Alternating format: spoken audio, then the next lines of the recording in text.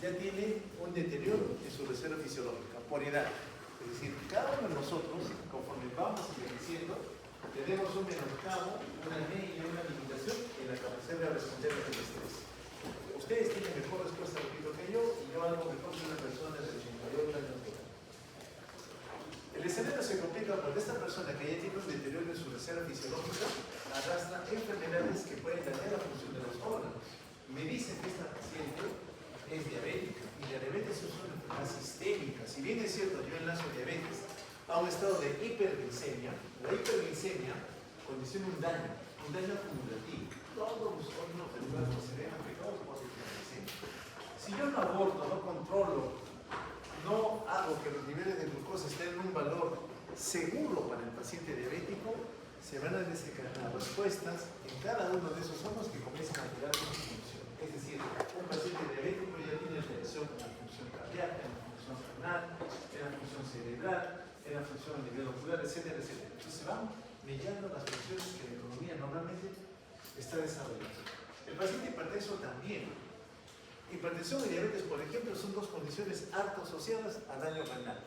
Ambas aumentan el riesgo de que el paciente tenga un deterioro progresivo en la función renal. Y en algún momento su riesgo de tener la necesidad de terapia de reemplazo renal, diálisis, aumenta. Un paciente diabético y hipertenso tiene mayor chance, si tiene un mal control, o se van sumando factores de estrés continuos que comprometen estas dos enfermedades a que desarrollen enfermedad renal en corto tiempo. Bueno, ¿qué más me dicen de esta paciente de edad diabética y hipertensa? También tiene daño renal crónico. El daño renal crónico progresa en 5 estadios, 5 etapas. Hasta la etapa 4, el paciente todavía orina. Cuando uno le dice función renal, que orine, sí pues.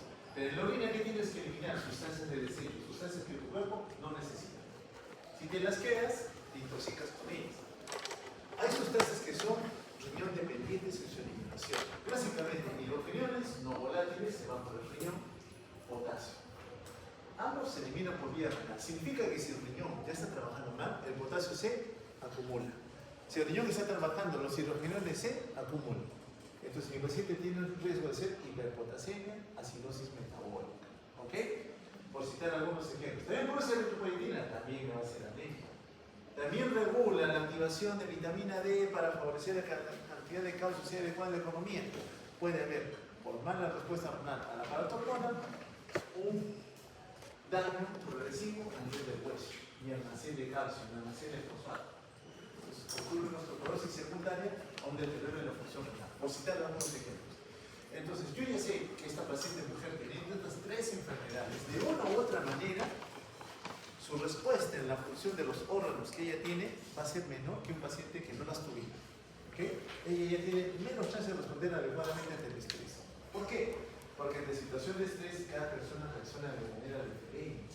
Aún siendo dos personas jóvenes, misma edad, mismo peso, misma talla, se enfrentan a una condición de estrés, una sale airosa y la otra muere. Uno dice, ¿pero por qué? Ambas son jóvenes, mismo peso, misma talla, vienen del mismo lugar, pero una muere, la otra no. ¿Qué pasó? Entonces también tenemos un componente genético, el genotipo que ayuda a determinar cuál va a ser mi respuesta ante la situación de estrés. Existen personas que ya tienen una mala respuesta inmunológica. Ante el mismo factor de estrés responden mal y eso conlleva riesgo de complicaciones. Entonces, esta paciente mujer con antecedentes de riesgo, yo ya sé que su capacidad de respuesta está venida en menos. Vamos a ver qué le pasa de este escenario. Acude de emergencia por presentar un cuadro confusional. El cuadro confusional ya me establece daño a un órgano, aparato, sistema.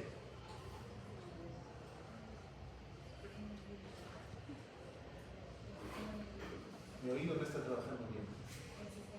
El sistema nervioso central está comprometido. Injuria cerebral, ¿cierto? Esto ocurre en injuria, porque entiendo que ella hablaba, conversaba coherentemente y ahora hay una injuria del sistema nervioso central. Yo no sé si es primario algo que está pasando en el cerebro o es secundario aquel órgano que debe garantizar que la perfusión sea adecuada. Sí, síndrome confusional. 3 días de evolución. ¿Y eso qué me dice?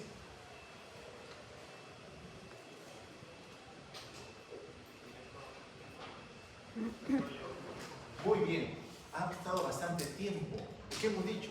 La enfermedad es tiempo dependiente. Más tiempo está ante un factor de estrés, yo que llego ahora al diagnóstico tengo menos chance de recuperar. O sea, a mí me importa cuando el paciente viene precoz, a mí, horas, un día de evolución, a que me lo traigan, vamos a esperar cómo está mañana, vamos a esperar un día más, o voy a ir al farmacéutico, o alguien le va a hacer algún tipo de consulta, diagnostica más o menos bien, pero el tratamiento es malo. ¿Ok? Tiempo de evolución, importa, sí importa. Porque significa que ha estado 3 días con un incurio en un órgano, en donde quizás al inicio todavía la lesión podría haber sido reversible y ahora quizás ya no lo sea. ¿Ok? Tiempo. Es muy importante, tiempo de evolución. O sea, encima que tiene comorbilidades, me lo estás trayendo con varios días de evolución. Claro que en ese momento uno no se molesta con la familia, ¿no? ¿Por qué me lo traes?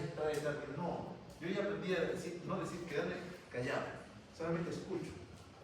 Y luego le comento. Lamentablemente el tiempo de evolución puede ir en contra de la respuesta que yo deseo. Ya no voy a amargarme a decir, a llamar la atención.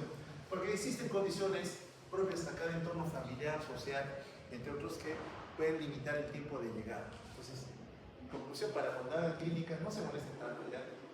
Vayan tranquilos porque al final es una condición que termina alejando a aquel aliado para tratar de enfrentar lo que este paciente no puede estar afectando. Y a veces la pugna, la lucha, ese conflicto, esa persona termina denunciándonos. Entonces, mejor vamos tranquilos, ya evitemos ese nexo a generar un problema social más para nosotros. ¿Qué más dice? Notan escasa eliminación de orina. ¿Y eso qué me establece? Esa escasa eliminación de orina, ¿de qué está hablando? De que ya no solamente sería sistema nervioso central comprometido, un aparato, sino también sería riñón. Ya tenemos 2 aparatos que están trabajando mal, ¿cierto? Yo me estoy dando cuenta. El paciente me está contando ya o el entorno familiar que está bebiendo poco orina. Entonces ya hay un compromiso. Y adicionalmente la familia que ha notado que la orina es fétida, que apesta, que huele mal. ¿Qué sospecho? Una infección. Pero cuando una infección se amarra, se enlaza, se asocia a que 2 órganos, aparatos o sistemas, sistema nervioso central y urinario, ya no están trabajando bien, ya no le llamo infección. ¿Cómo le llamo? Sepsis. La sepsis mata. Tengo que aprender a identificarla. Ni bien entra el paciente, yo ya digo, huele a sepsis. Es sepsis. Y le tengo que decir a la familia, señora, su bebé tiene una sepsis. No sé qué es eso, la sepsis mata. Le tengo que explicar que es una infección grave que puede matar a la persona. Y tengo poco tiempo para actuar. La sepsis es tiempo dependiente. Tenemos que actuar rápidamente, no solo en el diagnóstico, sino en las medidas de reanimación. Y tengo que saber qué estoy tratando, cómo lo voy a tratar. Ya sé que si es infección, ¿qué le voy a tener que dar? Algún medicamento que vaya contra el patógeno que está asociado a la infección, sin conocerlo todavía. ¿Dónde pienso que está la infección?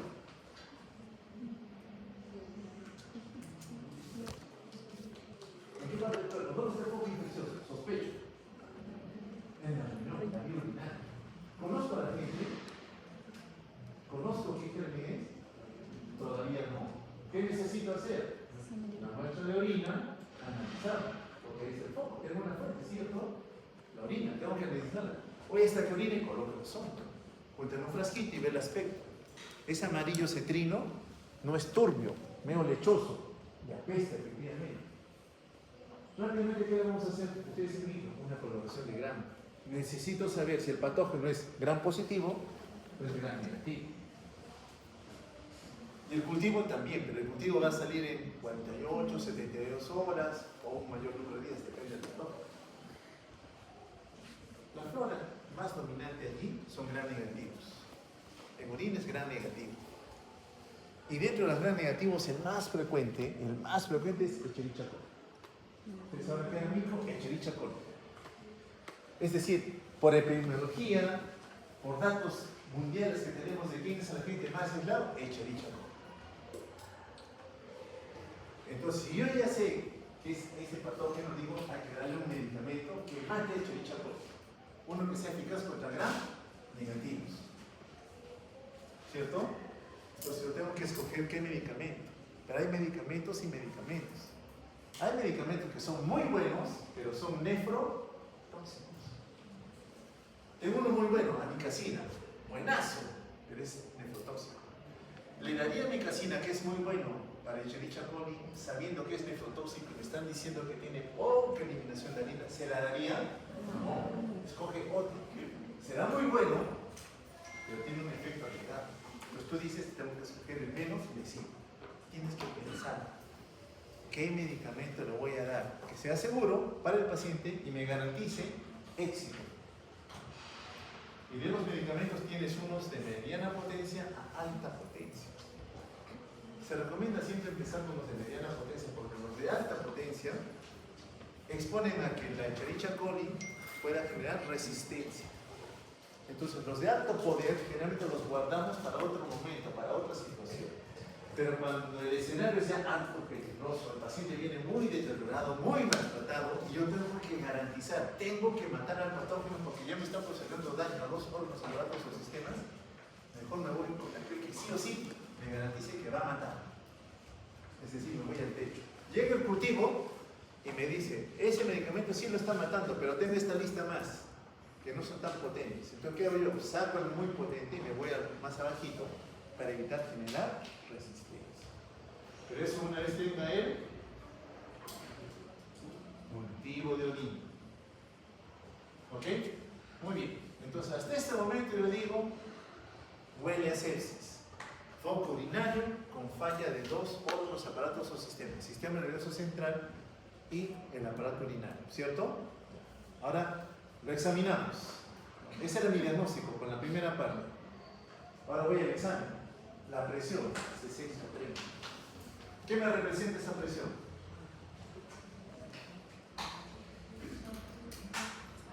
Está disminuida. ¿Es una hipotensión o es shock circulatorio? Es hipotensión. ¿Por qué no es shock circulatorio? ¿Qué hay en el shock circulatorio? Fisiopatológicamente hablando. ¿Quién? ¿Cuál es el componente fisiopatológico? ¿Qué se compromete en el shock circulatorio?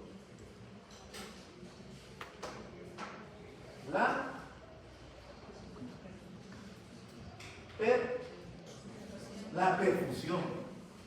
Si hay hipoperfusión, aparecen tus ventanas. ¿Cuáles son las tres ventanas?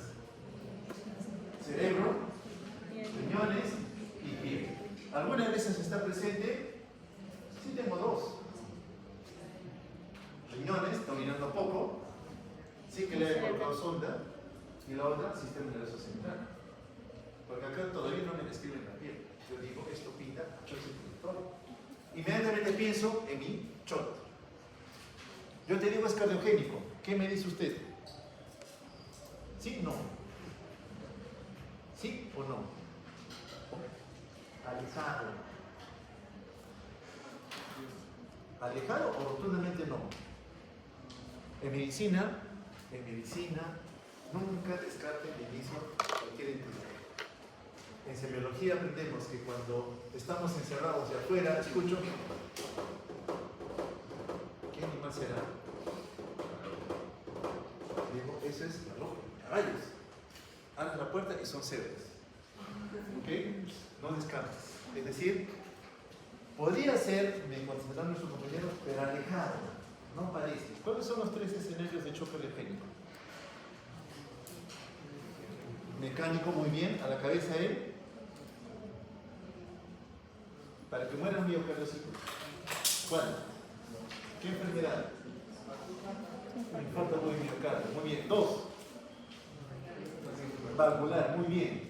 Desorden valvular. Que comprometa la salida o que favorezca el retorno de sangre. ¿Ok? Tres. Trastornos de ritmo cardíaco. Muy bien. Taqui o bradi. Cualquiera de ellos. Ya, te quedaste choque alergénico. No me están dando datos. Alejado. Claro que es diabética, es hipertensa, tiene más riesgo de ser evento coronario, por si acaso, por esas dos enfermedades. Y es 88 años de edad. Es una paciente coronaria en potencia. Pero yo para descartar lo que voy a pedir, algunas pruebas adicionales. ¿Ok? No lo pienso en primera intención. Obstructivo. ¿Cuáles son los tres del obstructivo? Taponamiento cardíaco, muy bien. Dos. ¿Qué? ¿Cómo me acuerdo? Si hemos hablado de eso recién. Pero no es tampoco la mía. Es humildad, ¿cierto? Me motor esa atención. Ustedes están ahí también. Embolismo.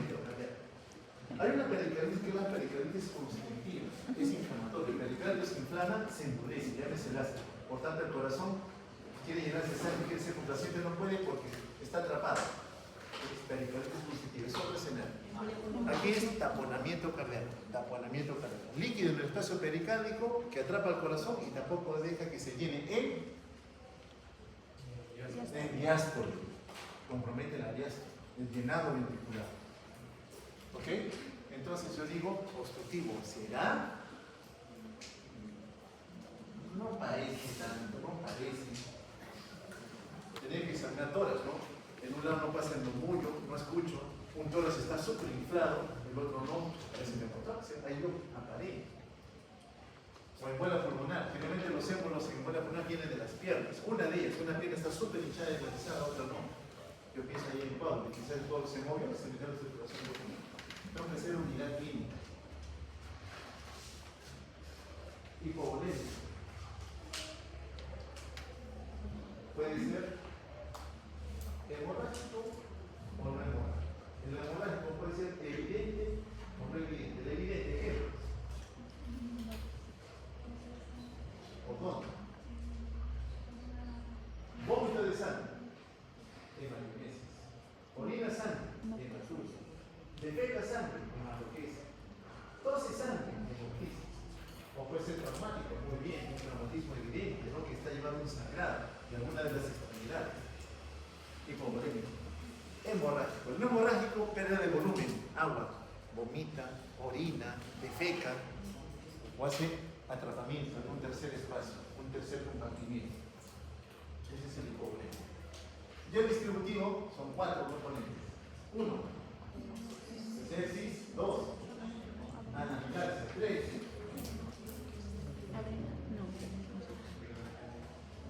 Neurogénico.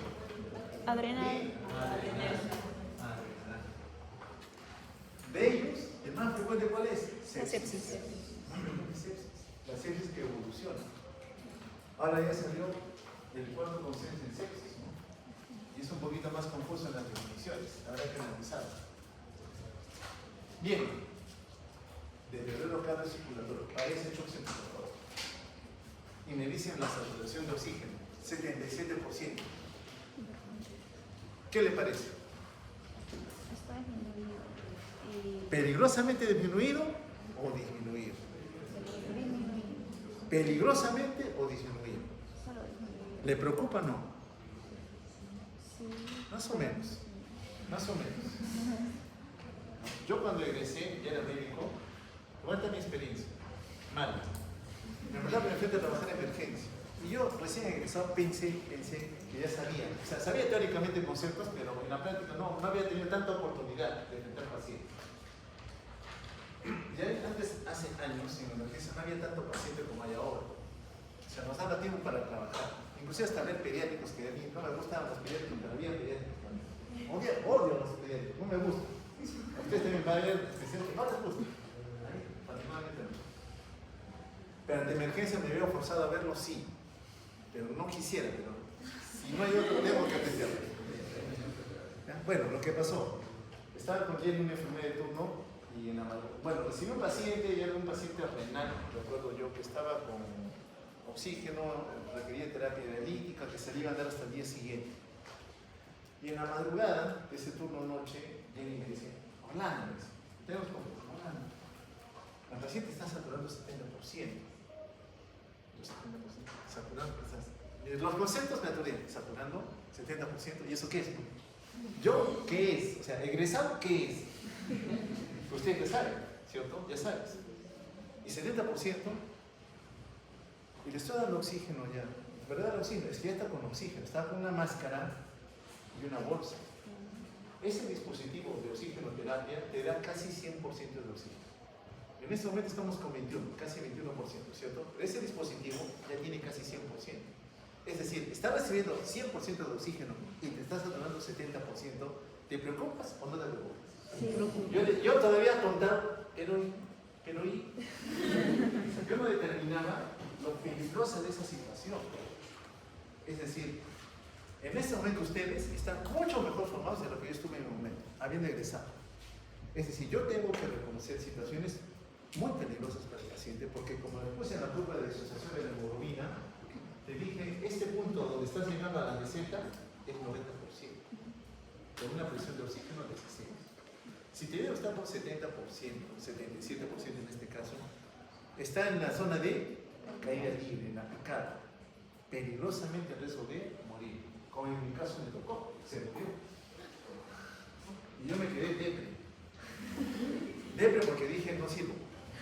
Les digo mi experiencia, no quisiera que les pase a ustedes, porque evidentemente aquí el manejo debe ser mucho más agresivo, de mi parte más agresivo. Independientemente de que sea anciano, ya dañado y lo demás, tendría que haber salido procedimientos que ustedes van a aprender a hacer. O sea, comer tiene que ser algunas cosas mínimas que les corresponde a su perfil de médico. Entonces, es un paciente peligrosamente en riesgo de poder morir, 77%. Es decir, en minutos se va a morir si no hacemos algo. Tenemos que hacer algo, porque este paciente está en riesgo de morir. Y ya no son dos, sistema nervioso, aparato urinario, sino también es el respiratorio, son tres. Es una sepsis de foco urinario con falla en tres órganos, aparatos o sistemas. Y ya no solamente sepsis, yo diría un shock séptico. ¿Sí? Ya evolucionó. Porque le están trayendo 3 días, ¿no? 3 días de defecto. Tiempo de evolución. Peligroso. Bueno, establecía el paciente, se piden estudios de laboratorio. Le tomamos en cuenta un hemograma. El hemograma. Se compartió con su delegado una formulita rápida que memoricen. Recuerden los leucocitos. Los leucocitos son células de defensa, ¿cierto?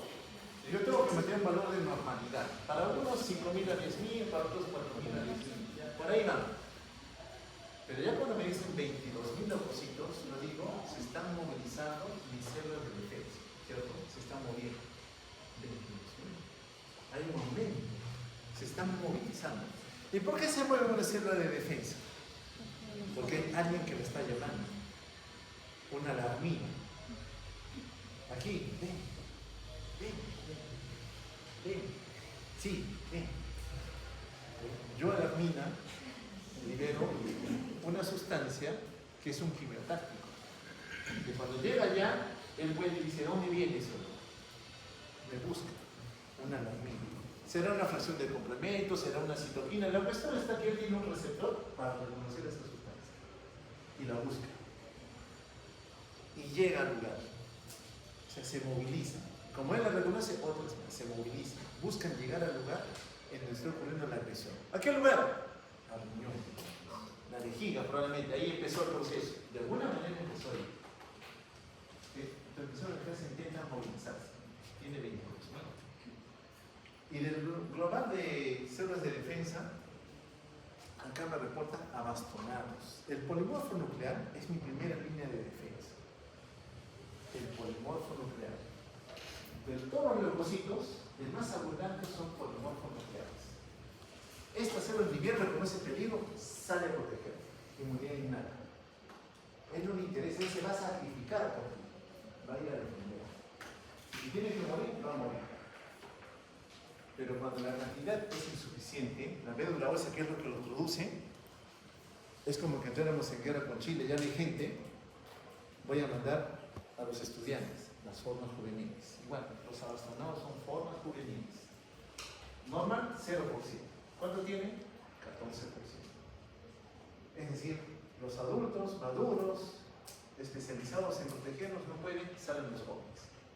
Para mí, encontrar esto es señal de que ya se está movilizando a otra línea de defensa, porque el agresor es muy patogénico, está muy preparado para poder agredirme. ¿Okay? Más de 10% es alto peligroso.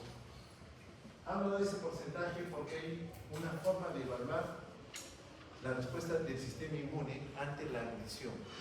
Mi sistema inmune hemos dicho, mi sistema inmune busca defenderme de alguien que viene de afuera, de alguien que se está portando mal, se está durmiendo, está haciendo bulla, está botando basura. Célula neoplásica, no la necesito, la tengo que expulsar, la tengo que destruir o eliminar. Y reconocer dentro de mi población aquellas células que me pertenecen, la tolerancia inmunológica. 3 objetivos: protegerme de la agresión extraña, protegerme del comportamiento normal de uno de ustedes, célula neoplásica, o también ayudar a reconocer lo propio de lo extraño. A ti te protejo, al otro lo ataco, por ejemplo. Bien, estas células del sistema inmune se movilizan ante la necesidad correcta y llegan al lugar donde está ocurriendo la agresión. Cuando falta, aumenta la cantidad normalmente, y si me falta más, saco los jóvenes. Muy bien, hay un concepto en respuesta inflamatoria que se conoce como SIRS, síndrome inflamatorio de respuesta sistémica. El SIRS es una entidad en donde yo voy a ver que el cuerpo de esta persona está inflamado. La inflamación se produce para protegerme de alguna agresión, pero a veces también se produce patológicamente. Entonces, el SIRS tiene 4 componentes que me ayudan a definir que el cuerpo está inflamado. 1. Aumento de los leucocitos a más de 12.000 por milímetro cúbico, o disminución de leucocitos por debajo de 4.000. Si hablando de células de defensa, o suben más de 12.000 o bajan más allá de los 4.000, o aparece más del 10% de cuadros clínicos. Un problema. Es decir, no siempre suben, a veces bajan. Hay bacterias que deprimen a la fábrica de glóbulos blancos a nivel medular y producen leucopenia. Salmonella typhi, por ejemplo. Te deprime, te bajonea, y te bajonea bastante. 2. Temperatura. El delegado me preguntaba, ¿están preguntando la temperatura cuando considero fiebre o no? ¿Qué dice el concepto original de SIRS? En el consenso del año 91 se reunieron la Sociedad Americana y Europea. Llegamos a un consenso, porque estamos enfrentando pacientes infectados que están muriendo. Y hay que estandarizar cuándo digo esto, cuándo digo el otro, cuándo es sepsis, cuándo es shock séptico, cuándo es bacteriemia, por ejemplo. Cuándo es falla multiorgánica. Se estandarizaron conceptos. Y reunidos acuñaron las 4 componentes del SIRS. Ya hemos hablado de 1, hemograma, leucocitos. 2, temperatura. Menos de 36 o más de 38,3, dice la definición original. La actual dice más de 38, pero la del año 91, publicada en Checks, que es una revista médica que tienen que leer frecuentemente, dice más de 38,3. O sea, paciente con fiebre. Menos de 36, paciente con hipotermia. Ese es el segundo. El tercero, frecuencia cardíaca incrementada. Taquicardia. Oye, ese es simpático, ¿cierto? El SIRS reconoce la activación del simpático. El cuarto hace referencia a la frecuencia respiratoria, también incrementada. Taquicardia. Más de 20, y en el caso de frecuencia cardíaca más de 90. Te dice ya el SIRS. 2 de 4, 2 de estos hallazgos, de los 4 que hemos mencionado, el paciente tiene SIRS. El SIRS se despliega ante alguna agresión, ante la aparición de algún componente que en la economía no estaba presente. Si ingresa un patógeno a mi economía, ese paciente debería desarrollar SIRS.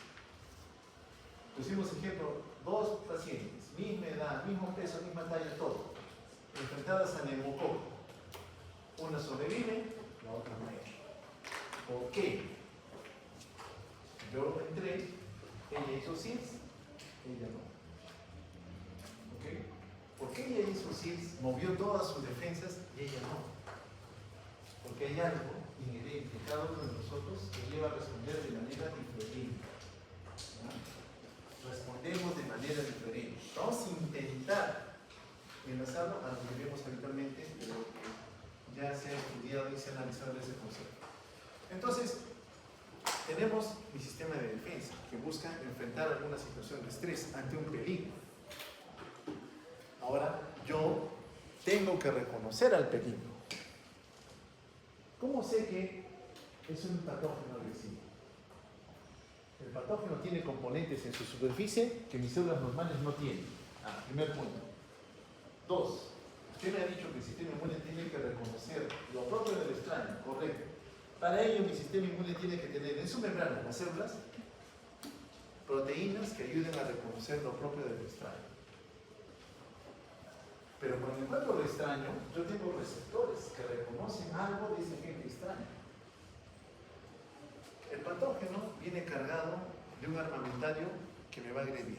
Le conocemos como patrones moleculares asociados al patógeno, los PAMs. Con el doctor Pablo lo van a ver, los PAMs. Con el doctor Percy deben verlo también. Yo patógeno veo con mis PAMs, patrones moleculares asociados a mí. ¿Okay? Por ejemplo, soy Escherichia coli, estoy en el intestino, y para poder migrar hacia el otro lado, primero tengo que adherirme a la mucosa, porque el movimiento peristérico va a tratar de sacarlo. Significa que tengo que expresar en superficie alguna sustancia, alguna proteína que me adhiera. Ese es un patrón molecular asociado a patógeno, por ejemplo. Y luego atravesar la mucosa. Esos son patrones moleculares asociados a patógeno. Y mi zona de defensa tiene receptores que nos reconocen. O sea, ni bien ve esa proteína, este no es mío. ¿Qué voy a hacer? Intentar destruirlo. ¿Ok? Algunas veces ese patógeno infecta la célula y lo utiliza como fábrica de elementos que requiere para poder multiplicarse. Yo célula, el leucocito, reconozco, esta célula tiene sustancias que ese patógeno le está haciendo producir. ¿Qué hago yo? La destruyo. ¿Cierto? La voy a destruir. Y cuando la destruyo, libera su contenido. Una célula normal destruida va a liberar también patrones que antes no estaban expuestos porque estaban dentro de la célula. Esos son los DAMs, patrones moleculares asociados a daño. Ocurre un traumatismo, un golpe, ¡pah! Destruye el músculo, se expone parte del contenido del tejido muscular. Esos componentes son patrones moleculares asociados a daño, pero en ese caso no es infeccioso, es traumático. Yo le golpeo.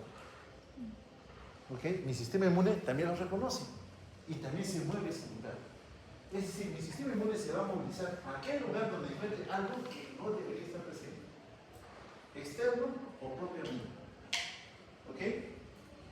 Y también desarrolla CIRS. El páncreas se destruye, una pancreatitis aguda, se está destruyendo la glándula pancreática, libera su contenido. Por tanto, mi sistema inmune lo reconoce, llega allí, inflama más y destruye más páncreas. Es decir, que el CIRS no solo se va a desarrollar por una infección, también se produce cuando alguna sustancia propia a mí, por alguna situación, esté exponiendo sustancias o componentes que no debería exponer. ¿Okay? El CIRS no es sinónimo de infección. ¿Pero te hace sospechar? Sí, sí te hace sospechar que estás frente a una infección. Y este último consenso publicado esta semana lo reafirmo, porque el anterior lo alejaba, ahora lo reafirmo. En medicina todo es cambiante. Lo que hoy es verdad, luego va cambiando, ya no tiene tanta fuerza de evidencia. Y un score que utilizamos para hacer diagnóstico de sepsis, en este consenso actual lo están sacando. Y el CIRS que es enterrado lo están recordando. Bueno, nunca habría que haberlo dejado de lado. Siempre tenemos presente porque es un hallazgo muy sugerente de que está ocurriendo alguna inflamación. Lo que quiero que se queden es, cualquier agresión estimula de una u otra manera tu sistema inmune. ¿Okay? Estimula el sistema inmune. Pero toda respuesta inmunológica debe ser modular. ¿Okay? Modular. Porque si la respuesta del sistema inmune es muy agresiva, estoy hablando más fuerte,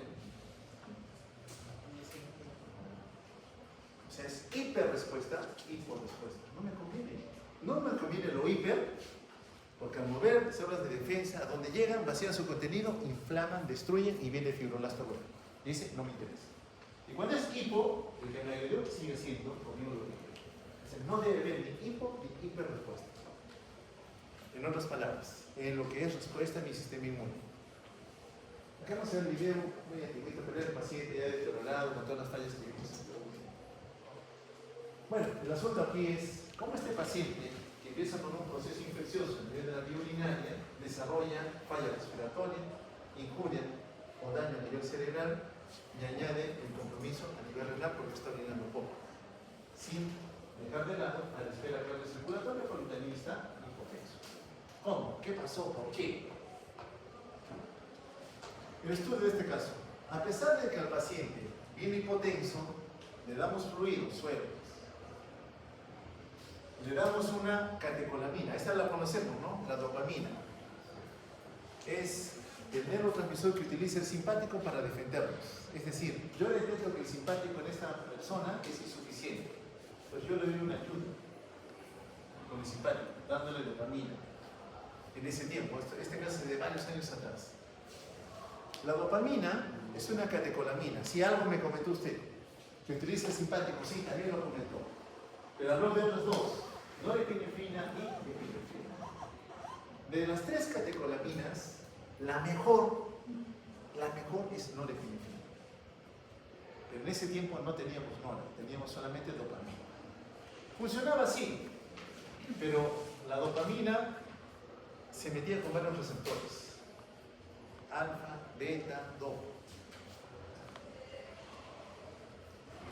Como es dopamina, al primer receptor que coge es dopa. ¿Qué hemos dicho de dopamina? Aumenta el flujo sanguíneo renal. Al riñón la alimenta bien. Oye, pero yo necesito al corazón, al cerebro, porque están empeorados. Ah, ya, entonces aumenta la dosis. Al aumentar la dosis, se mete con los beta. Y el beta, ¿dónde está? En el corazón. ¿Qué hace con el corazón? Aumenta la frecuencia cardíaca, intentando mejorar fuerza contra el gasto cardíaco. Oye, pero necesito aumentar más la presión, resistencia vascular periférica, aumenta más la dosis, ya te metes con los alfa. Es decir, dopamina, como se parece a las aminas originales, aumentando la dosis, va cogiendo más receptores. Pero ¿qué efecto dañino tiene la dopamina? Que es arritmogénica, produce mucha arritmia. O sea, aumenta la frecuencia cardíaca, pero genera arritmia cardíaca. Y teniendo arritmia cardíaca, puede condicionar shock cardiogénico. Ya viene chocada. Yo quiero mejorar la presión, pero ahora le voy a dar una droga buscando mejorar la presión, pero que tiene alto poder de generar taquiarritmia. ¿Me conviene o no me conviene? O sea, lo que yo quiero es mejorar presión, correcto. Esto me va a servir. Pero te estoy diciendo que a mayor dosis tiene alto poder de producir taquiarritmia. ¿Te conviene o no te conviene? ¿Por qué no?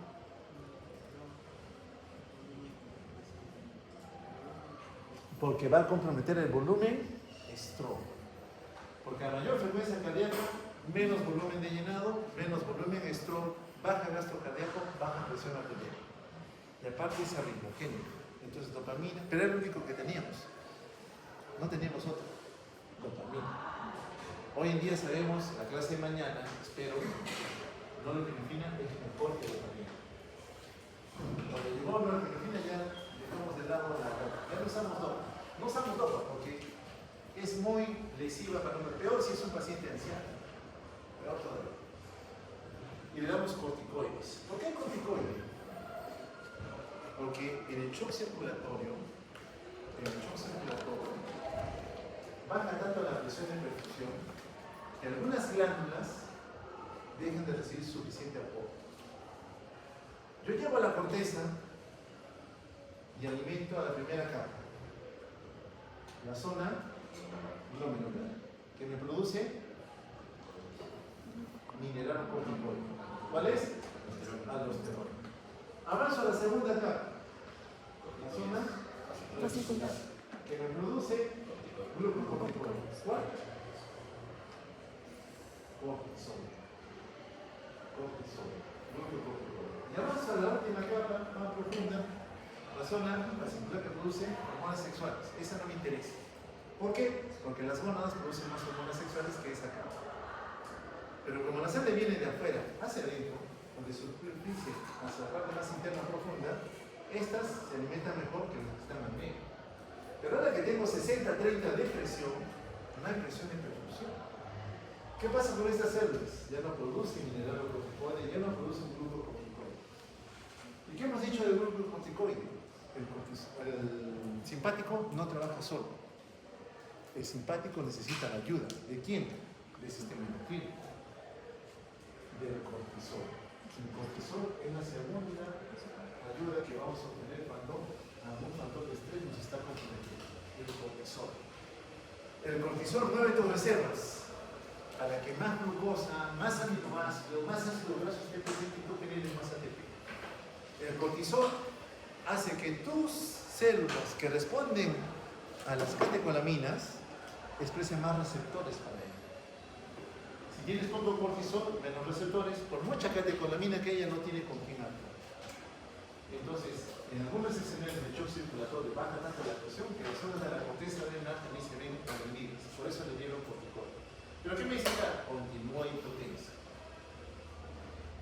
Le miden la saturación venosa central y está en 60%. ¿Cuánto debería tener, hemos dicho? 75. ¿Células vivas? ¿Células muertas? Por aquí sale 100%, llega ustedes y por allá debería regresarse 35%. O sea, ustedes extraen solo 25%.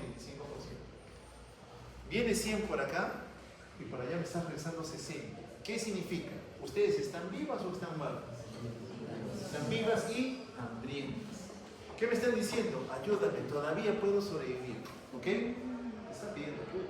Porque si fuera 80, 90, yo digo, estoy dando 100 por acá, pero tú no estás consumiendo nada. ¿Por qué? Porque ya estás muerta.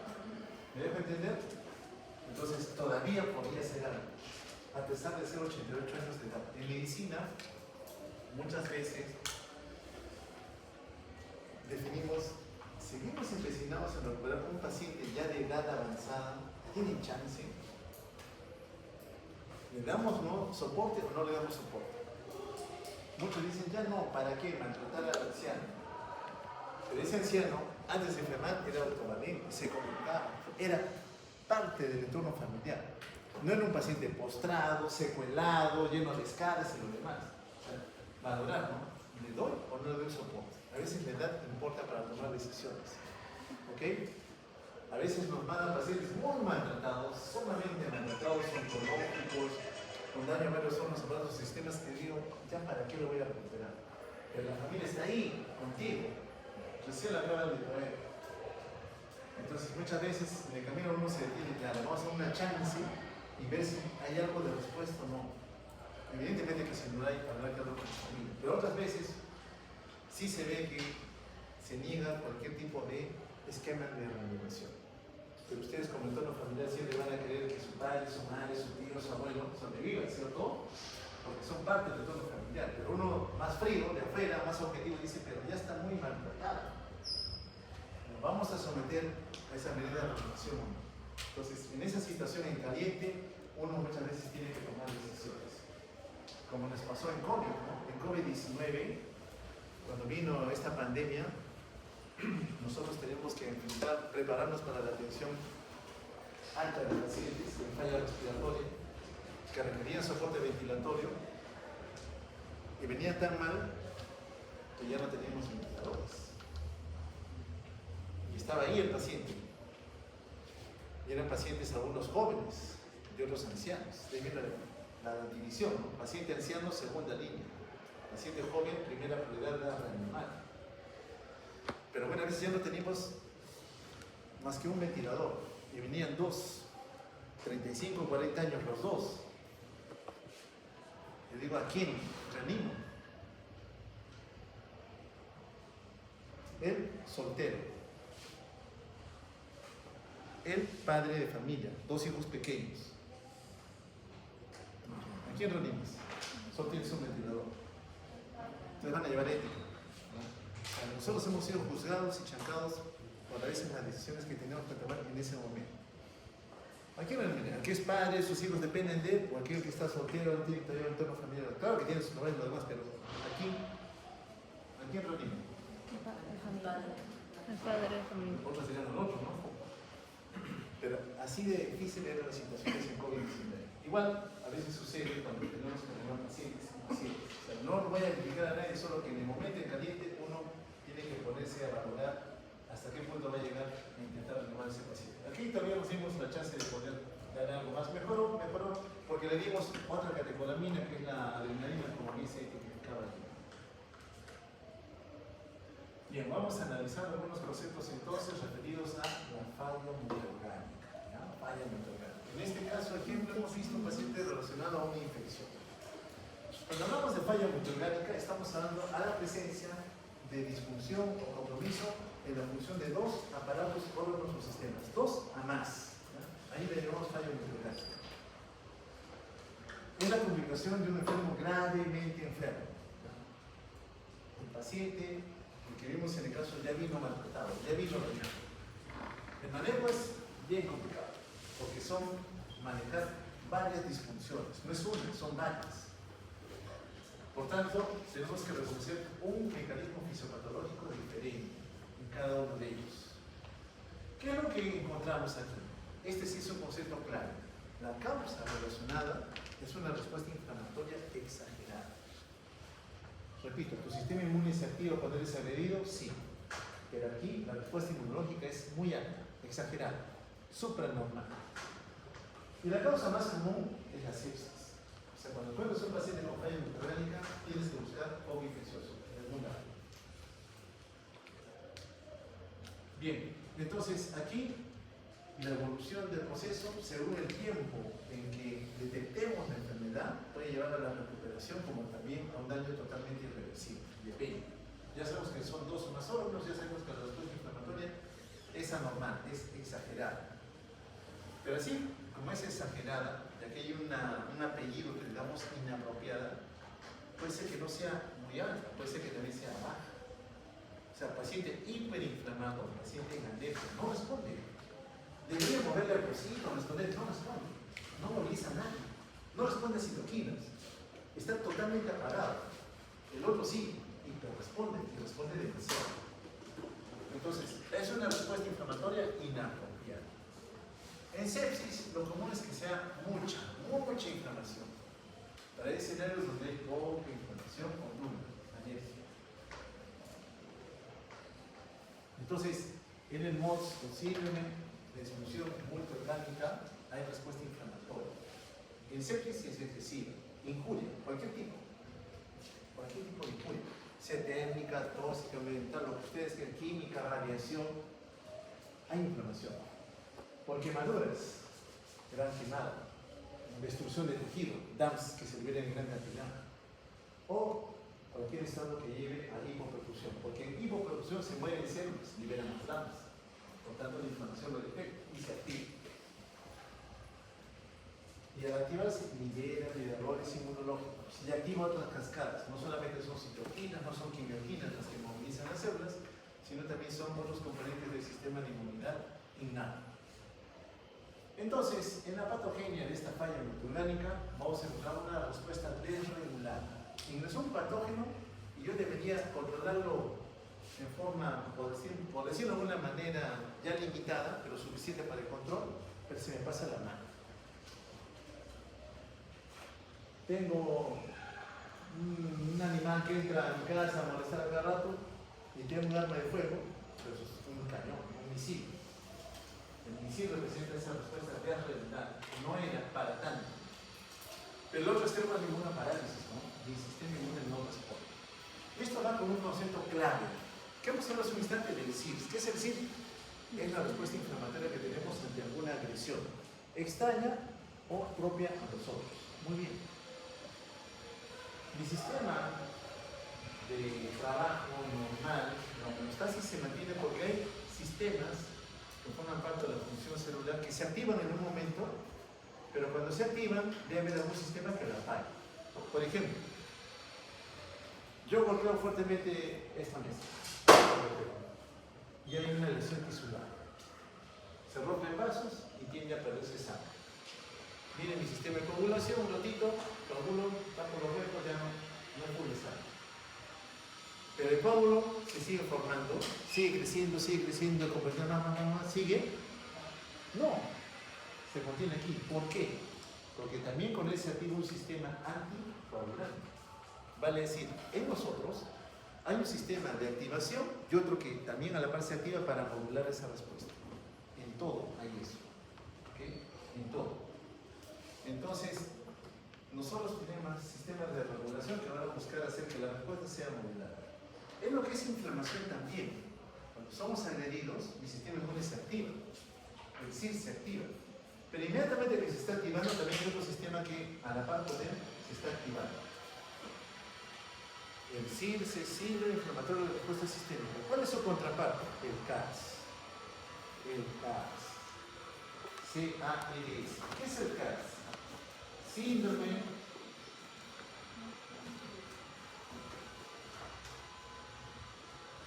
de compensación antiinflamatorio sistémico, el CAS. Él se contrapone al SIRS. El SIRS usa un contingente de células y de citoquinas, el CAS usa otra. ¿Ok? El CAS usa otra. Y nosotros que la respuesta sea modular. Si hay mucho SIRS, mucha inflamación, daño. Si hay mucho CAS, el CAS apaga tu sistema inmune, daño. Tiene que haber un equilibrio entre los dos. No debe dominar uno más que el otro, debe estar equilibrado.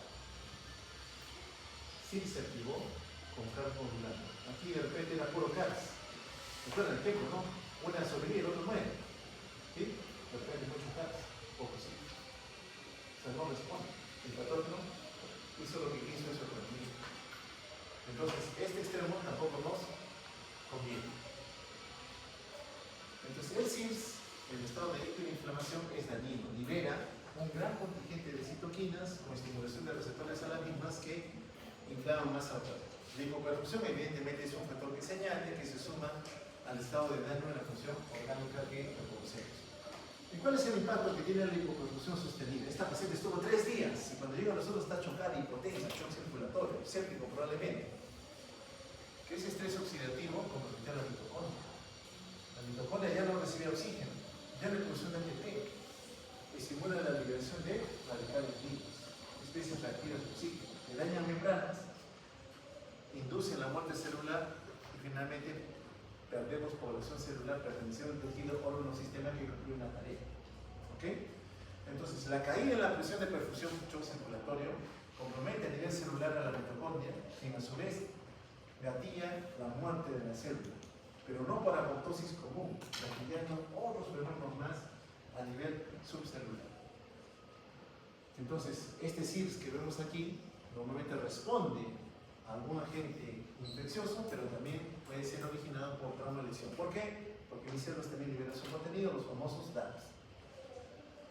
Bien, ¿qué más ocurre en esa respuesta inflamatoria? Activación hormonal. Sí, pues comienzan a activar las otras hormonas de defensa, se intenta el simpático tratando de compensar el intestino, trata de suplir la oferta, absorbiendo mayor cantidad de sustratos energéticos, el pulmón, el corazón, el cerebro, el hígado, el riñón, de alguna manera expuestos a esta cantidad de citoquinas que se han liberado, van a comenzar a albergar también procesos inflamatorios. ¿Por qué? Porque las citoquinas se vierten a torrente sanguíneo.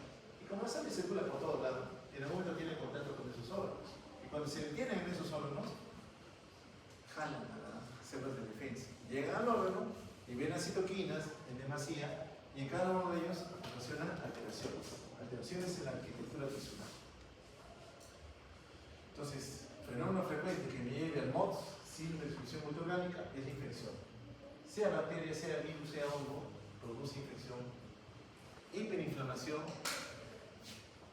invasión del torrente sanguíneo con citoquinas, falla multiorgánica. Pero también hay otros desórdenes. Tejido muerto por alguna condición, trauma, quemadura, cirugía, estado de shock, paro cardíaco, también inducen al MOTS. Tejido muerto, DAMS en abundancia. Trauma, DAMS en abundancia. Quemaduras, DAMS en abundancia. O sea, patrones moleculares asociados al daño. Shock y hipoperfusión, también mueren las células, liberan su contenido. El paro cardíaco, la célula no circula. El tiempo de parada cardíaca mata células. Producen falla mitocondrial. Bien, el infarto mesentérico. La mesentérica superior, por alguna condición, formó un coágulo en el tronco. Todos los intestinos se mueren. ¿Qué liberan? DAMS. ¿Y eso qué induce? Sistema inmune activo. ¿Y qué favorece? No. Pancreatitis aguda. Se destruye toda la glándula pancreática. Se muere. Sistema inmune lo detecta, va hasta ahí, recluta más inflamación, más daño, más DAMS. Incluso falla completa. Síndrome de casi ahogamiento. El ahogado que se aspira o olores de agua, sea en piscina o sea en el mar. O falla hepática. Inducen también a falla meteorológica.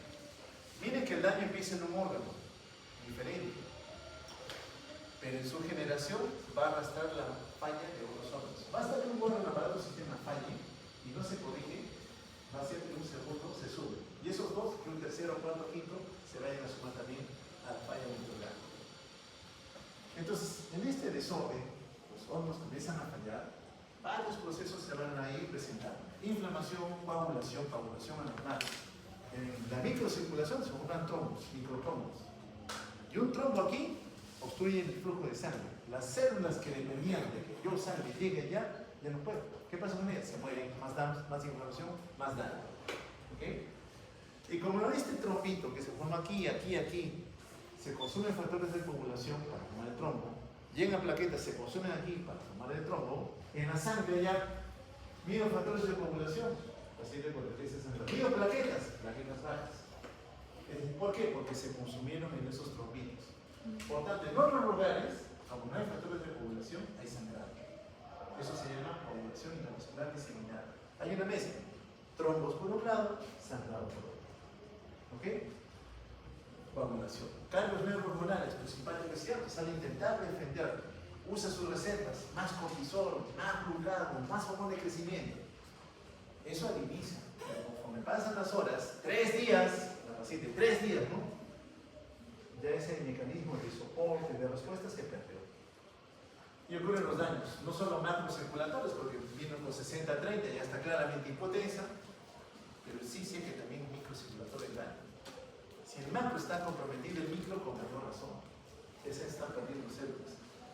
¿Qué finaliza con el daño mitocondrial, la parte celular? Y evidentemente lo último, la respuesta. Cada individuo responde de manera diferente. Ella sobrevivió al estreptococo, ella no. Porque su genética es mala. En su genética debió activar una respuesta inflamatoria que no hizo. O de repente la hizo, pero la hizo mal. Cuando mi polimorfo nuclear, mi macrófago, mi monocito no pueden con el patógeno, lo engullen y su proteasoma extrae de él un componente que va a ayudar a presentarlo a una célula más poderosa, los linfocitos. Se la dan a la célula dendrítica o el mismo macrófago lo hace, busca el linfocito B, viajan hasta el ganglio y se encuentra con el linfocito T y le dicen: esta es una parte que yo sobreviví, esta es la parte que lo ves de ese patógeno. El linfocito T lo reconoce y se activa. Se multiplican células hijas y agarra al linfocito B y le dice: quiero que te conviertas en una fábrica de anticuerpos. La convierte en una célula plasmática y produce anticuerpos contra ese patógeno. Y le dice al polimorfo nuclear, le dice al macrófago, le dice al monocito cómo tiene que atacar. Le enseña. Pero eso demora días, no es inmediato. El interactúa inmediato es polimorfo nuclear, macrófago, monocito. Muy bien, ese linfocito T, que tiene dos variantes, se menciona mucha dicotomía, linfocito T, CD4 y CD8, trabajan en forma sincronizada. El CD8 es, digamos, muy poco pensante, es como el Hulk, ¿no? A donde vaya va a destruir. El T es el pensante. Vamos a poner acá, ¿cómo se llaman los Avengers? Iron Man. Pensaba, ¿no? O el Capitán América pensaba, no, tranquilo, mira, está así allá, igual, ese es el linfocito del CD4. El CD4 tiene dos variantes. Uno, un Goku Black y un Goku normal. ¿Sí? Han puesto el Goku, ¿no? El Black, el agresivo, ¿no? El otro no. Entonces, en el linfocito C también hay un TH1 y un TH2. El TH1 es inflamatorio, mucha citoquina, inflamación. El TH2 no, es más tranquilo. Ella ha hecho TH2, tranquilo, lo que se necesita. Ella hizo un TH1, mucha inflamación. ¿Ok? Eso es genético. Este inmerso. Yo no sé cuál de ustedes tendrá una mala respuesta o buena respuesta a inflamación. No sabemos. Porque en ese momento en medicina no tenemos ese campo estudiado. ¿Cómo va? Sería ideal que en algún momento podamos hacer para darle mayor protección a ese grupo de pacientes que van a responder mal. Entonces, proceso inflamatorio, se activa y una inflamación a la par. Todo quiero que sea equilibrado. Pero en este componente hemos dicho es desregulado. Tengo mucha inflamación. Cuando hay mucha inflamación, hay daño. Daño en todos los tejidos, que favorece que haya mayor trastorno inflamatorio, que conlleve compromiso a nivel derecho vascular, sobre todo a nivel endotelial, que finalmente comprometa la vitalidad celular y la lleve a la muerte. Se mueren las células por mucha inflamación. ¿Ya? es en el desequilibrio CIRS-CARS, que lo van a ver con el doctor Maldonado. Esta es una célula inflamatoria, muy complejo, ¿no? Resumen, en su membrana yo tengo una proteína que reconoce que ella es un patógeno, ella es una Escherichia coli. Tengo un receptor que reconoce algo en ese patógeno que no es mío. Esta es la superfamilia de los receptores ligados a todo, que lo van a ver en inmune. Están en la membrana y también están en algunas organelas, en los endosomas. En la membrana reconozco que este es un patógeno. Interactúo con él y me lo meto a intentar destruirlo, porque él lo he reconocido. Trabajando a nivel citoplasmático, activan un factor intermediario, el kappa beta. Eso lo van a ver en su libro de roles. El kappa beta traduce reacción inflamatoria, que la célula responda al estrés. Y mira cómo tiene para responder. O respondo liberando citoquinas inflamatorias, factor de necrosis tumoral, interleuquina 1, 6, 17. El 1 es importante. O produzco citoquinas antiinflamación, interleuquina 10. Imagínate que esta célula solamente desencadene esta respuesta. Hiperinflamación, daño, fallo orgánico. Si desarrollas solo esta respuesta, antiinflamación, no respondes. Hemos dicho que no conviene que domine uno más que otro. Debería ser modular. Por un lado es CIRS, por otro lado es CARS. Las proinflamatorias entonces, acuérdate el factor de necrosis tumoral, interleuquina 1. Trabajan en el lecho vascular, con el endotelio. ¿Por qué? Porque los leucocitos son las migrantes, están circulando. Pero si ese endotelio se ha activado, ¿qué hacen estas citoquinas? Endotelio, que lo que produce es una proteína en tu membrana para que cuando llegue el leucocito se adhiera a ella y en ese lugar migre hacia el intersticio. ¿Ok? Es lo que hacen las citoquinas proinflamatorias. Pero en ese escenario, donde hay mucha citoquina, interactúan demasiado con el endotelio. Porque este endotelio genera inflamación, injuria y daño mitocondrial. Mire el glicocal, sano aquí, estaba sanito, el endotelio no tenía contacto. Pero en este proceso de injuria, lesión, agresión que hemos visto, perdemos glicocales. El endotelio se contacta con el contenido en la luz vascular. Acá están los leucocitos que estaban migrando y ahora que hay expresión de receptores o proteínas de membrana se pegan, se enrollan y migran al lugar donde ha ocurrido la agresión. Pero con él migran miles más. Y donde llegan los leucocitos vacían su contenido, destruyen el intersticio matriz extracelular y luego eso es ocupado por relleno. ¿Quién? Fibroblasto. ¿Ok? Entonces, donde hay inflamación en exceso va a haber daño tisular. Ese tejido, el sistema, pierde población de células que eran funcionales. Otros mediadores más, el óxido nítrico, ¿no? Este óxido nítrico es relajante, hemos dicho, del músculo liso, vasodilatación, bajo resistencia, bajo presión de perfusión. ¿Ok? Entonces, y la formación del consumo de plaquetas, deformidad de los glóbulos rojos y activación de la coagulación en la microcirculación. Entonces, el MOX tiene una asociación con diferentes fenómenos patológicos. Uno es la sepsis, hemos dicho, un agente que ingresa que no debe estar conmigo, que comienza a agredir. En el trauma hay destrucción, trauma, golpe, ¿no? Tejidos que se destruyen. También hay CIRS. Pero al inicio, en el trauma, el CARS logra compensar la respuesta inflamatoria.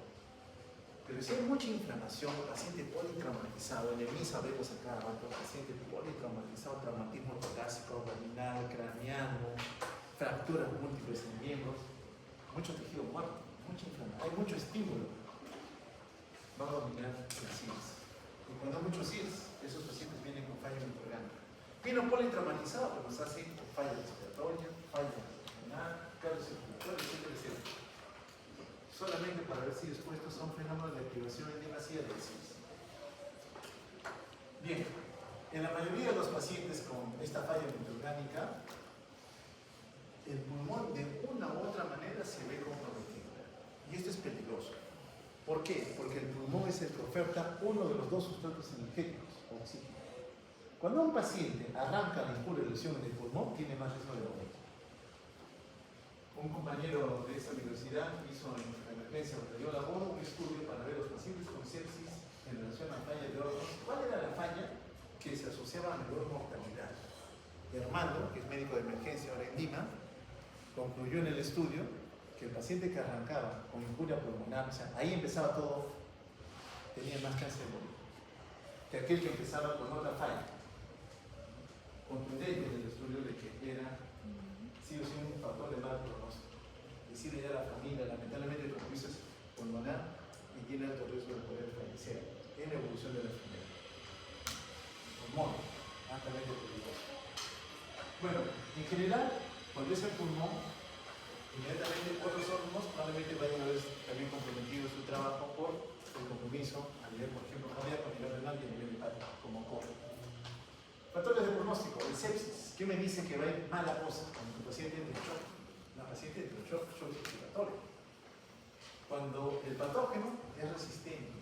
Tenemos pacientes que acuden continuamente a emergencia, al inicio me respondían bien a un antibiótico, en el segundo evento no me respondió, subió un segundo nivel, me responde, sale, regresa una tercera vez, ya no me responde al medicamento 1, medicamento 2, tengo que usar el medicamento más potente. Regresa una cuarta vez, ya es resistente a todo. ¿Qué algo? Sepa resistente. El patógeno está ahí, no tengo forma de eliminar. Mayor riesgo. Cuando reciben nutrición parenteral, es decir, no se pueden alimentar por vía natural.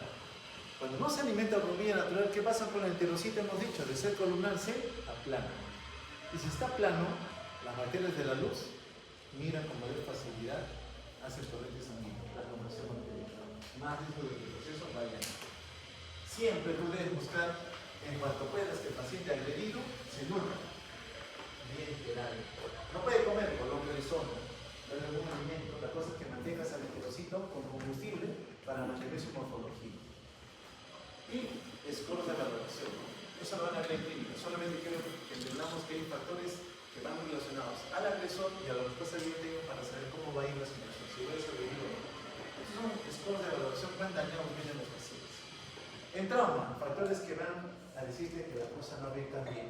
Edad avanzada, los valores, compromiso neurológico. Esta es una escala de valoración neurológica, cuando hay traumatismo craneano, ¿no? Me golpeé la cabeza, tengo hemorragia, pero estoy despierto y me comunico. El otro viene confuso y desorientado y el otro no responde a nada. Glando cada vez más bajo. Glando más bajo y resulta que la cosa va a ir mal. Pacientes que requieren transfusión de varias unidades de sangre, politransfundido, también la cosa va a ir mal. Pacientes con lactato alto, mal pronóstico. Pacientes con acidosis metabólica reciente o valoración de que la función de los órganos, este es un score SOFA para ver cómo están trabajando los órganos, la cosa está yendo mal. Pacientes sometidos a cirugía de edad avanzada, si hay peritonitis, si es diabético, si el lactato está alto, si la cirugía es de emergencia, si el recurso es elevado o pH bajo, son factores de mal pronóstico. Entonces, estas son señales que el paciente ya trae. No puedo hacer nada, ya viene un anciano, es diabético, no puedo hacer nada. Pero sí puedo tratar de corregir los desórdenes que van acompañando al inicio de la enfermedad, buscar corregir. Pero si ya pasaban los días, es más difícil, más complicado que el paciente sabe. Cuando era la referencia a los scores, lo voy a pasar rápido, no es necesario que lo sepan. Por ejemplo, este score SOFA va a evaluar lo siguiente. Cuando ustedes vean un paciente que parece que está peligroso, viene taquicárdico, viene taquipneico, usted se va a fijar en 3 órganos. Siempre se va a fijar en 3. Corazón, pulmón y riñón. Siempre fíjense en los 3, son los más importantes.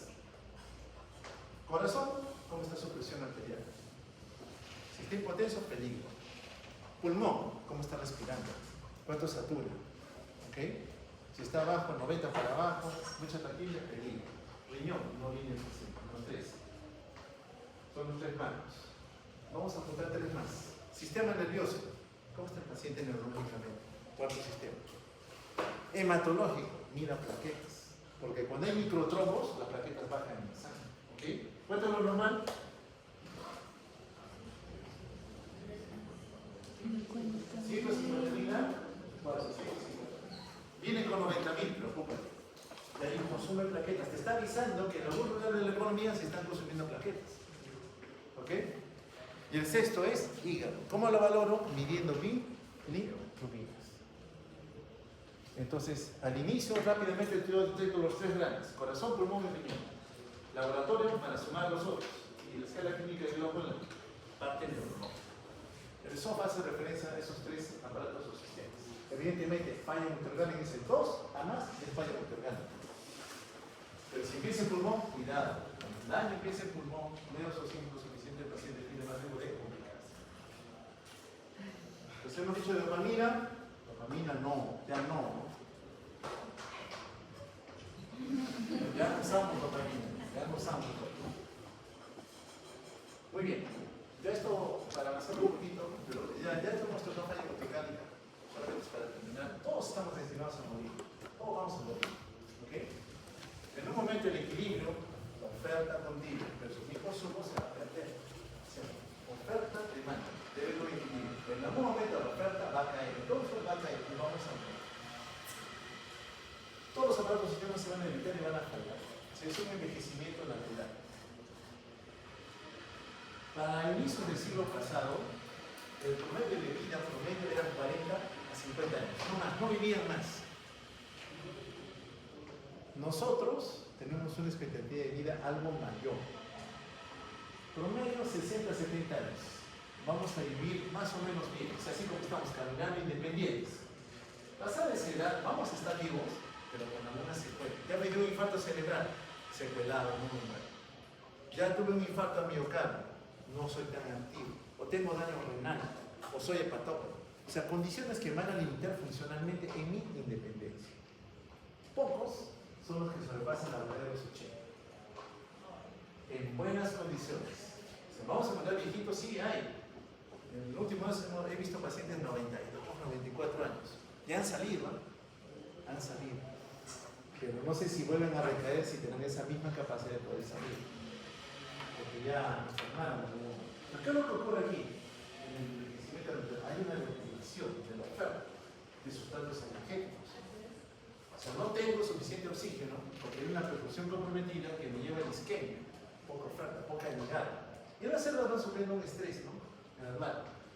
Que termina en algún momento en la cascada isquémica. Es decir, esa poca oferta, esa perfusión insuficiente, aguda o crónica, va a tener un perjuicio. Genera metabolismo anaeróbico. ¿Sí? La célula trata de sobrevivir. En el citoplasma genera ATP con la glucosa que ha ingresado, pero no entra a la vía del ciclo de Krebs. Se limita al citoplasma. Esa poca cantidad de ATP en algún momento que le permite sobrevivir, justo le da una infección, o se cae, o le dio pancreatitis, cae, ya no puede responder.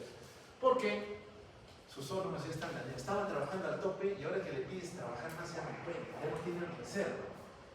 Entonces ya hay mayor consumo de ese ATP que le permitía a la célula estar viva, pero ahora que ya no está con suficiente ATP, sus bombas, sus proteínas de membrana que mantenían el equilibrio, ingresó el sodio, saca sodio, ingresó el calcio, saca el calcio, ¿cierto? Ya no pueden hacer. Ya no lo pueden hacer. Y ese calcio que se queda, ese sodio que ingresa, es lesivo para la célula. Porque el calcio, acomodé el lugar, te va a obligar a trabajar. Estoy de sueño, ya me quiero ir a mi casa, por favor, yo me sigo dando clase. ¿Ya? Soy abusivo con ustedes, ¿cierto? Ya. Igual, toxicidad por clase. Miren la citotoxicidad y eso genera cambios a nivel mitocondrial. Entonces, poco oxígeno, poco ATP, las bombas se alteran. Las bombas permiten el ingreso de sustancias estimuladoras que no son adecuadamente eliminadas. El calcio en especial causa mucha estimulación del trabajo celular. La mitocondria, comprometida, isquemia, poco oxígeno, se forman otros componentes de daño a nivel citoplasmático, liberan un contingente más. Radicales libres. Y los radicales libres destruyen membranas, la membrana de la célula y la de las organelas. Se favorece más muerte celular. Como el sol se ha quedado adentro y es osmóticamente activo, hincha la célula. En parte que la mitocondria está dañando adentro, el sol lo que ingresa jala agua. Y la célula finalmente estalla y se muere. O sea, la cascada isquémica evoluciona. Y van muriendo cientos, miles de células hasta que el paciente en algún momento está tranquilo, ya no mantiene el equilibrio y fallece. ¿Ya? Entonces, esta mitocondria que no tiene suficiente oferta no produce ATP suficiente también para mantener el equilibrio celular. Aumenta la exposición y expresión y evolución de radicales libres que dañan membranas. Las membranas favorecen entrada de otros visitadores, alteran la morfología de las proteínas mismas que están en el citoplasma o en la membrana, y eso conlleva mayor destrucción a nivel de la célula que termina muriendo. Todo por denominación de ATP. Pues la mitocondria es la organela blanco que al final va a gatillar que la célula finalmente desaparezca. Ya no tengo población celular. Son de lo mismo nada más que se detallado cómo la liberación de los radicales libres deforma las proteínas, ¿no? Proteínas de membrana, mi código genético que yo ya no puedo mantener a salvo. Y en ese daño que se destruye en la célula, ¿quién libera cuando se muere? Los datos. ¿Y quién llega? El sistema inmune. O sea, encima que se están muriendo, dañadas, todo, el otro, intentando ayudar, causa más daño, mayor muerte celular. Acá están las bombas de membrana, trabajando bien, entran, ya las tengo que expulsar, pero cuando hay deprivación de ATP no tengo esas bombas, no trabajan. Me quedo con los necesitadores adentro, sodio, infiltración celular, calcio, a una célula ya extenuante que apenas está sobreviviendo, el calcio dentro lo obliga a trabajar más y finalmente fallece, ¿no? Muere, se destruye. Ya no tenemos forma de mantener el equilibrio celular y entra la disfunción. Los radicales libres que ya lo detallé, que deberían ser amortiguados por sistemas de control, la catalasa, la superóxido de glutasa, no entran adecuadamente ese control y finalmente la célula muere. Entonces, el shock circulatorio, que muchas veces me ha lanzado este desorden porque de una u otra manera va a haber un estado de shock gatillado por esa respuesta inflamatoria desregulada, conlleva un desbalance entre la oferta y el consumo de sustratos energéticos que terminan llevando a la muerte celular. ¿Ok? Muy bien. Ya terminamos porque lo demás es redundante y ya lo vamos a ver el daño de cada órgano para los sistemas. Muy bien, chicos, ahora terminamos. Mañana, si es posible, vuestro delegado pedirá